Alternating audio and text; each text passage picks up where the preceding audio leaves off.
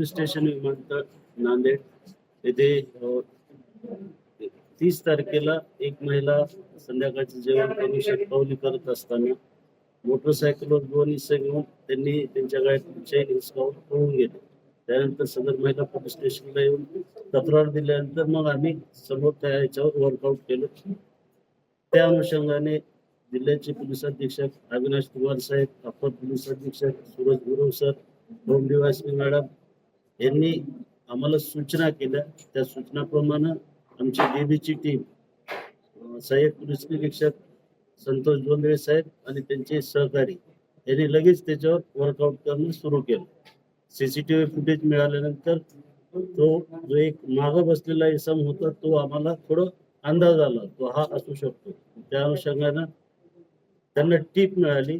6 तारखेला तो आसना ब्रिजच्या तिथं ते परत काही कृत्य करण्यासाठी येत आहे. तिथं सापळा रचून संतोष जोंधळे साहेब त्यांची डीबीची टीम यांनी त्याला ताब्यात घेतलं. ताब्यात घेतल्यानंतर त्याला विचारपूस चौकशी केली असता तो उडवाउडीचे उत्तर देत होता.